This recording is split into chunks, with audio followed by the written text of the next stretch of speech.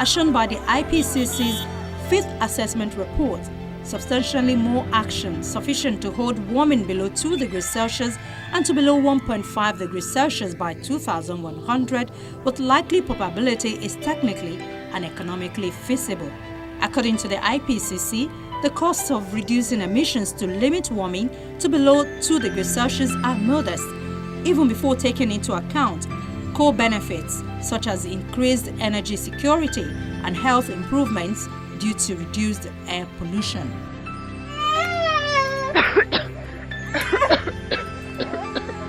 It is an alarming fact that today billions of people lack access to the most basic energy services.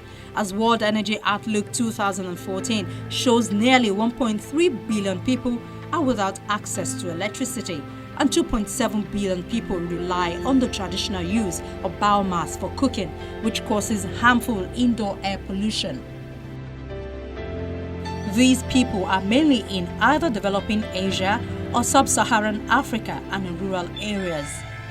The Africa Energy Outlook, a special report in the 2014 World Energy Outlook series, shows that more than 620 million people in sub-Saharan Africa, two-thirds of the population, live without electricity, and nearly 730 million people rely on dangerous, inefficient forms of cooking. The use of solid biomass, mainly firewood and charcoal, outweighs that of all other fuels combined. An average electricity consumption per capita is not enough to power a single 50-watt light bulb continuously. Given a population of 170 million, primary energy consumption translates into 6,650 kilowatt-hour per person, with a cubic meter of wood sourcing 2,600 kilowatt per hour. Per capita consumption of firewood is 2.5 cubic meters, given moreover that about 69.8% of Nigerian population depends on firewood for domestic and cottage industry purposes. Those using firewood for energy purposes are consuming about 3.3 cubic meters of wood per year.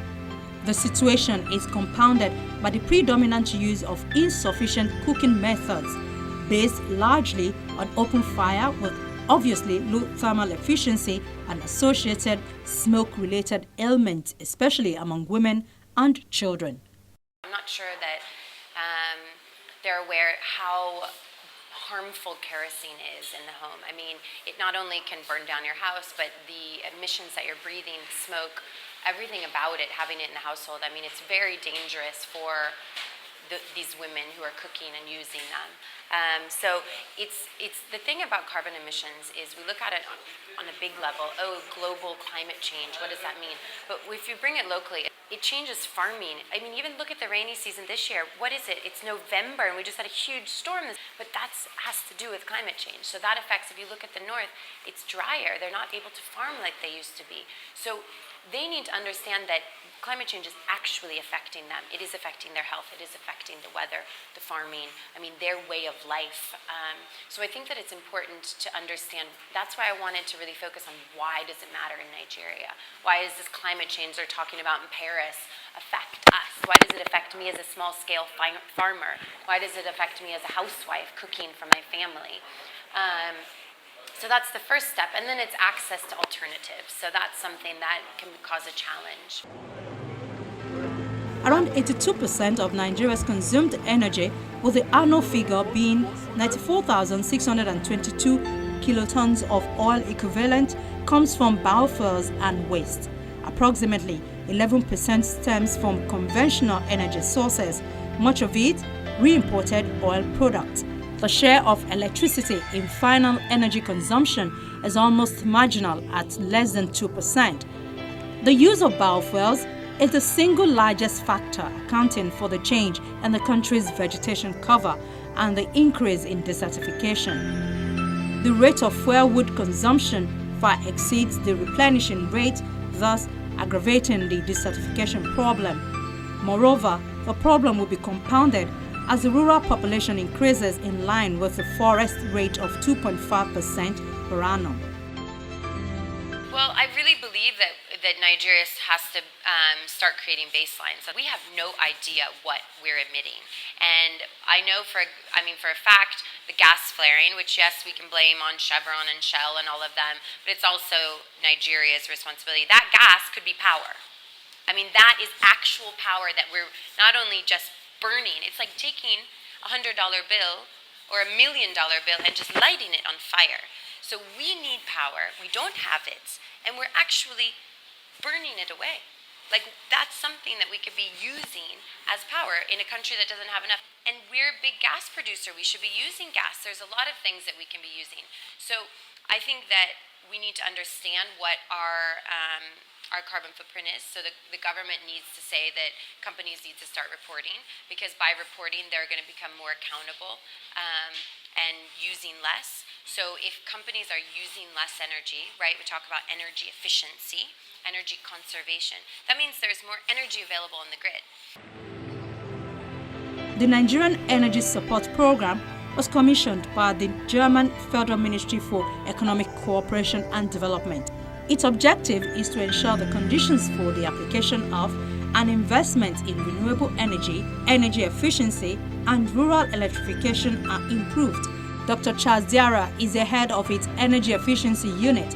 He shared some of the findings of the support program in Lagos recently.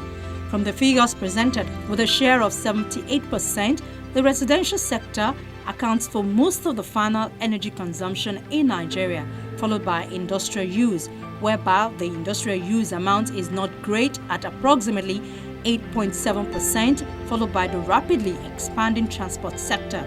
As indicated, the lion's share of residential usage is for cooking purposes, as only thus can the predominant proportion of biofuels and waste be explained. Well, if you take Nigeria specifically, the main problem for Nigeria, we are more focusing on providing power, generating power, because we don't have it.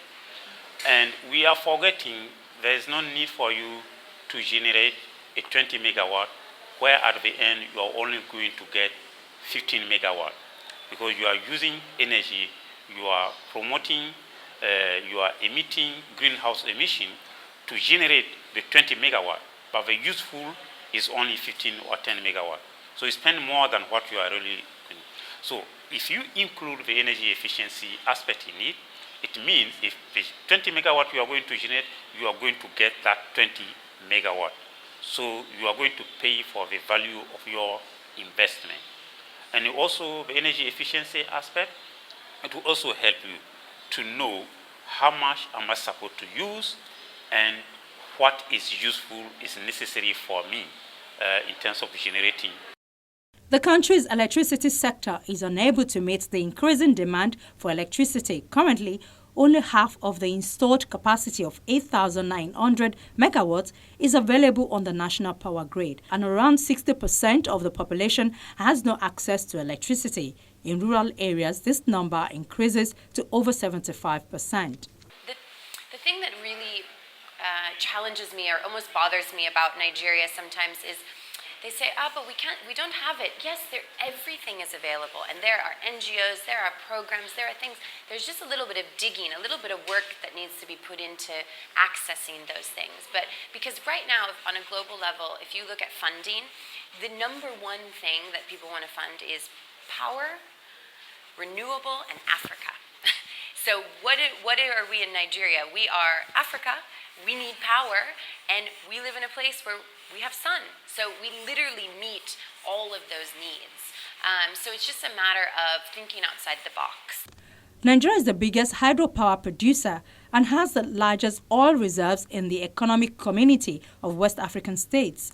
Experts believe it also offers great potential for renewable energy, yet reforms designed to promote renewable energy sources, energy efficiency, and rural electrification have only recently started to be introduced and implemented. Although the initial cost of installation of renewable energy equipment is high, the life cost is competitive with conventional energy sources. Why did their company invest in a new diesel generator when their company could have probably invested in solar? And the price difference wouldn't have been that so much if you look at how much they spent on diesel over a year.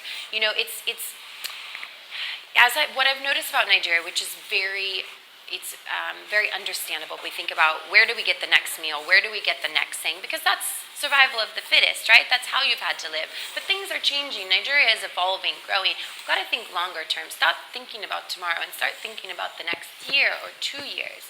You're not talking about the 20-year plan. I'm talking about 1 month or 2 years. It's not that far, and it'll make an impact because you want to live longer, you want to stay around longer, so do it in a better way.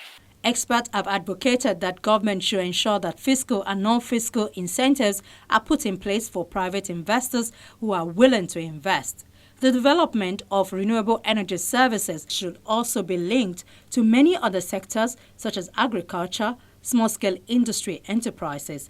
They will have greater likelihood of success if implemented in line with these activities to ensure sufficient demand for the energy services providers and may attract funding, experts believe.